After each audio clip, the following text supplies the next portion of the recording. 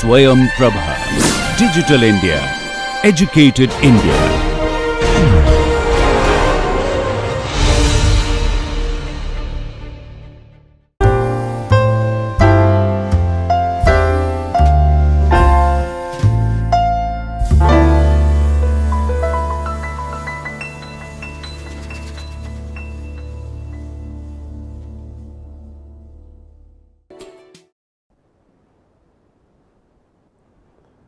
Now I am going to discuss some problem on stoichiometry of the bioprocess.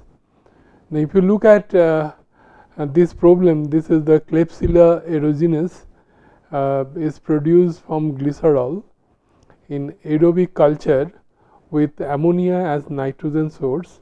Biomass content 8% of ash, 0.4 gram biomass is produced each gram of glycerol consumed, and no major metabolic products are formed. What is the oxygen requirement for this culture in mass term? Now this problem actually deals with you know that single cell protein. Single cell protein is basically the microbial protein, and this is produced by different ways. We can use the carbohydrate for the production of cell mass. We can use the hydrocarbons also for producing cell mass. We can use the alcohol like methyl alcohol, ethyl alcohol for the production of cell mass. Now in this problem we use the Klebsiella, that is Klebsiella aerogenes, that is used the glycerol. Glycerol is a byproduct of the biodiesel producing industry, because when biodiesel is produced from lipid, the byproduct is the glycerol. Now this glycerol they use for the production of this biomass. Now we shall have to find out that this is the aerobic fermentation process, and we shall have to find out that how much oxygen is required for this production process, and yield is 0.4 gram biomass per gram of glycerol consumed. This is the and this basically this is nothing but y x by s. Y x by s is 0.4 gram biomass per gram of glycerol, that is given there. Now glycerol has that empirical formula C3H8O3, and this is equal to, this molecular weight is about 92. Now if you consider the 1 gram carbon atom, then 8 by 3 by O, this is equal to 92 by 3. This is like this. Now empirical formula of the Klebsiella pneumonia, that is assumed to, this is CH 1.7 O 0.43, and then we assume it like this, and actually the molecular weight is coming 23.97, but it contains 8% ash, but that is why we divide by 0.992 to get the whole mass, that how much ash free mass how much is there, that is we can 26.1 that we get the molecular weight of the biomass, we get it like this. The degree of reduction of substrate we can easily calculate. We have always substrate is glycerol, so we can easily find out the degree of reduction. This is coming about 4.7, and degree of reduction for the biomass I have shown you before, that also calculated at 4.15, and then we calculate the y x by s. This is the gram of cells, gram of cell produced per gram of substrate divided by their respective molecular weight. We get gram of atoms of the cell produced per gram atom of substrate consumed. Now this is equal to yc, and this is coming about 0.4 into multiplied 0.47. Now, if you then we calculate this oxygen requirement per 1 carbon atom substrate is coming about 0.687 mole, and if you then what is the total amount of oxygen required per gram of substrate, how we can calculate this is so actually we are getting 0.687 mole of O2 per gram atom substrate. Am I right? So now, what is the molecular weight of oxygen? That is 0.687 into 32. Am I right? And what is the gram atom of substrate? That this is gram of oxygen, and gram atom of substrate is how much? That is 1 gram atom of substrate is about 92 divided by 3. So, if you this is the gram of substrate, the molecular weight of 1 gram atom of substrate is 92 by 3. So, if you divide by this, it is coming about 0.72 gram of oxygen per gram of substrate. So, this you can easily calculate. This is not a problem for us. Now, next problem that again this is with the Candida utilis. Following the macroscopic coefficient should be determined for the cultivation of the yeast. Candida utilis can utilize both hexose and pentose sugar on ethanol. Substrate consumption for biomass production, oxygen consumption, and fermentation, heat produce, and determination stoichiometry of the process. So, these are the different parameters you have to determine, and as I pointed out before, that whenever we want to solve any kind of stoichiometry problem, first we should have some idea about the process, otherwise we cannot solve this problem. Now, here Candida utilis is considered as a fodder yeast. Fodder yeast means this is used as a animal feed. Now, and the speciality of this yeast is that it can use both the hexose and pentose sugar. Now, here this Candida utilis is utilizing the ethanol as a substrate for the production of the biomass. So, what we required basically, that we required for cell mass formation, we required carbonaceous substrate, but plus nitrogen source. Nitrogen also contribute for the cell mass formation. And I told you the aerobic process is required. Why aerobic process? Because the cell mass growth in the aerobic process is 10 times faster as compared to that of anaerobic fermentation process. So, we required oxygen for. So, that is why in case of this stoichiometric equation, when you write, when find that this is ethanol, that which is a gram atom of substrate. With the ethanol, when we write it is like this, because ethanol I showed you before that C2H5OH. Now, if you write in the empirical formula like C2H6O, and when you write per gram atom carbon, it is like 3O.5. So, this is per gram atom carbon. This is exactly we have written. This is ethanol, then B moles of the oxygen and C moles of ammonia.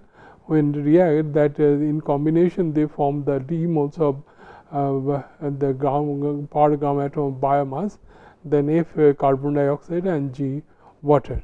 So, here this is the substrate, and this is the substrate, and this is the biomass. So, we can easily calculate the degree of reduction of substrate and degree of reduction of biomass. And degree of reduction of substrate, how we can calculate here? You see this C stage is 4 and H is 3 and O is 2 into 0.5. This is coming about 6. Similarly, we can calculate for biomass. It is C is 4, H is 1.79, then 2 into 0.5 minus 3 into 0.2 it is coming about 0.19. Now, similarly that sigma S and sigma B we can calculate by with respect to gram carbon, this 12 divided by molecular weight of the substrate and 12 divided by the molecular weight of the this biomass. So, all are coming, this is 0.522 and this is 0.488. Now, when you this, since it is a aerobic process, the thermodynamic coefficient is assumed to be 0.5 to 0.6, and we can assume 0.6 because and we assume there is no other product excepting biomass. So, epsilon p can be assumed to be 0. So, then eta will be equal to 0.5, and eta if the y x by s, then we can calculate with the help of this degree of reduction and the you have sigma s, we can easily find out, and we find out that this is coming about 0.92 gram biomass per gram of substrate consumed. And similarly we can calculate the oxygen consumption, 3 eta divided by 2 sigma is gamma b, sigma b gamma b 1 minus eta minus epsilon equal to 0, as no product has been formed other than biomass. Then we can calculate this is coming about 1.1 gram biomass gram of oxygen use. The oxygen demand B that can be calculated like this, and B is coming around, this is 0.6, this is gram mole of oxygen per gram atom of substrate consumed. So, now if a B, if you what is the heat evolved in this reaction is equal to 4 into Q0 into B, that is 4 into 133 into 0.6, that is around 319.2 kilojoule per gram atom substrate. Now, per gram atom substrate, if you want to find out that per gram of substrate, then you have to divide by the with respect to that the gram atom molecular weight of the gram atom of substrate, that is 23, and it is coming about 13.8 then kg per gram of substrate. So, we can calculate the molecular weight of the substrate is about gram atom substrate is 23. So, we can calculate like this. Now, if you when you do the stoichiometric equation balance, write the stoichiometric equation, we can easily do the carbon balance. Now, if you look at here, this carbon is contributing in 2 different forms. So, if you do the carbon balance, this is 1 carbon, 1 is equal to D plus F, am I right? D plus F. So, we have already calculated the D because the yield coefficient already we calculated. So,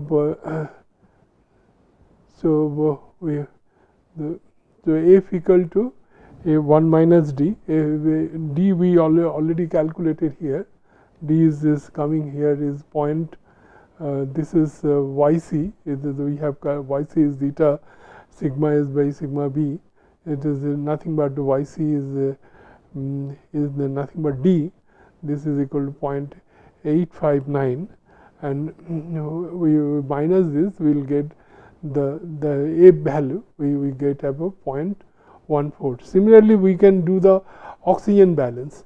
Oxygen, we have 3 different forms, we have oxygen here, oxygen here, oxygen here, oxygen here. So, all more or less all excepting ammonia, all places we have oxygen. So, we can make an oxygen balance. This is 0.5 into B into, you see that how we can P into 2 into B, because then 0.5 into D, then 2 into F and G. Then if you this equation, then we can find out G value, everything is known, then we can find out G equal to this. Similarly, we can do the hydrogen balance also. Hydrogen we find here substrate, ammonia, and this biomass and water molecule. Then we can do this calculation, and we can find out the C value is 0.15, and nitrogen balance is very simple. Nitrogen only contribute for the biomass. So this 0.2 into D equal to C. So you know the value of D, so we can find out the value of C. So if once we know all these things, then we put this value, that different coefficient we can put it here, and we can put this equation, we get the complete stoichiometric equation. Now this why this equation is required, because this gives you the idea of what is the how the different component contribute for the products and other byproduct formation process. So this is very essential for the industry to find out the stoichiometry of this particular process. Now another thing I pointed out that the stoichiometry not only gives us the interrelationship of different molecules present in the reaction mixture, but also gives the idea that on the validity of the experimental results. Now this let us see how we can find out that. Now there is a problem. This is called during the anaerobic microbial production of ethanol on complex media containing sugar, the following experimental data were recorded from the batch culture process. The concentration is gram per liter. This concentration all are in gram per liter. So this is the time of fermentation. So this is a batch process. So batch process basically it looks like this. It is in the batch process it's like this.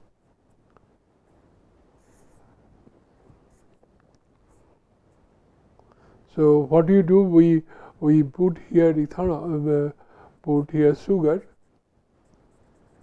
in the media, and time to time we draw the sample, and we find out at different time what is the cell mass production, what is the cell mass or biomass production.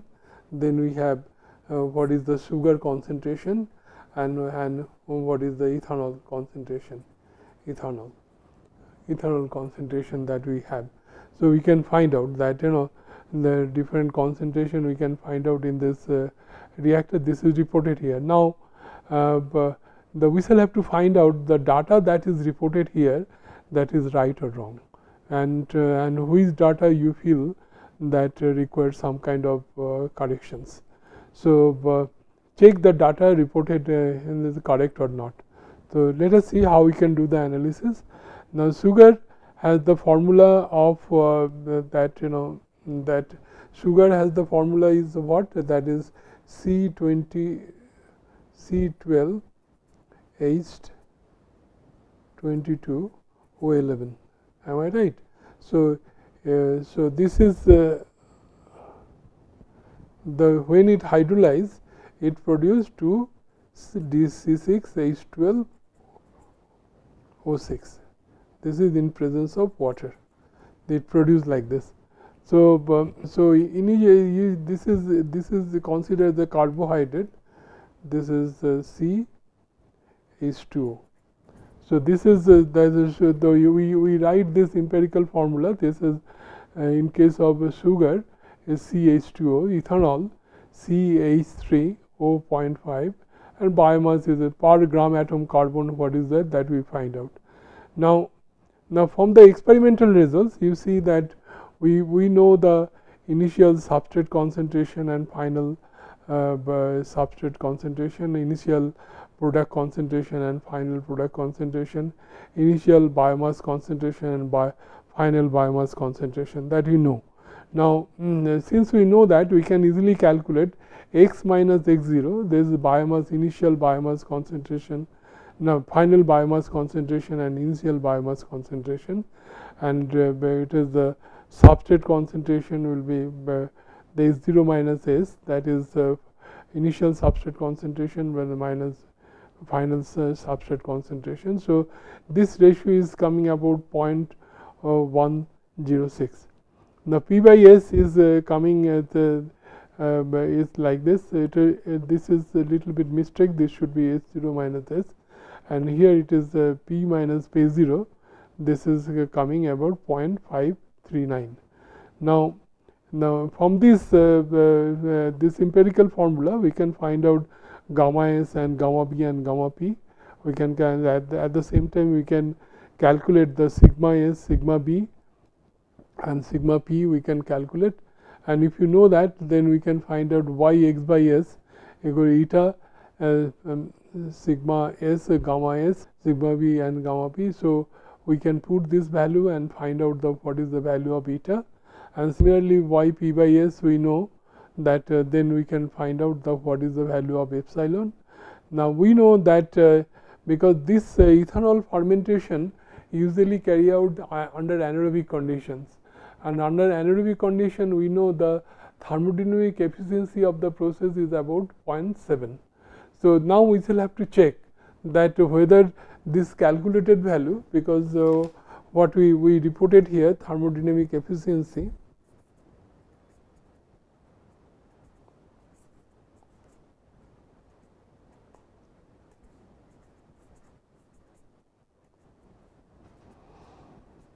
this is equal to eta plus epsilon P. Okay.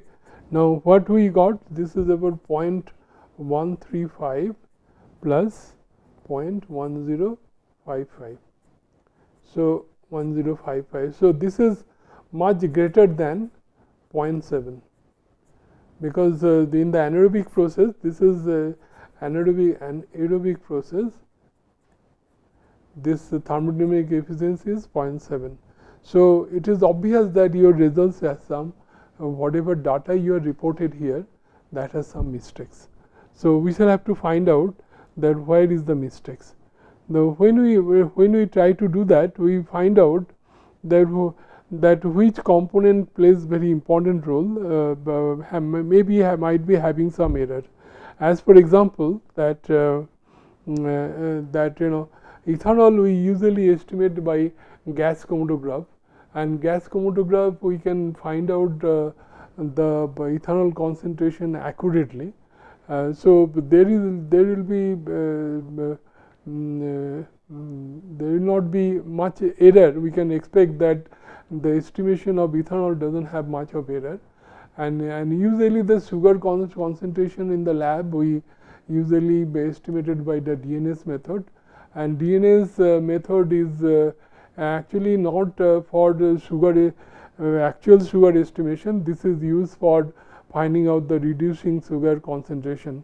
So maybe due to some experiment error we get this some erroneous result here, and then we try to what we have done, we multiplied the substrate concentration with some other factor like 1.2, 1.5, 1.8 to 1.6, 1.7, different factors we multiplied and try to find out that what factors gives us the eta plus epsilon value 0.7, and we find that when we multiplied by 1.7 substrate concentration, then we get the eta plus epsilon value, epsilon P value is 0.7. That means that whatever data we reported for the mass concentration, that is to be multiplied by 1.7, then we will get the correct result, that is thermodynamics efficiency will be 0.7. This is how we can find out the validity of the experimental results.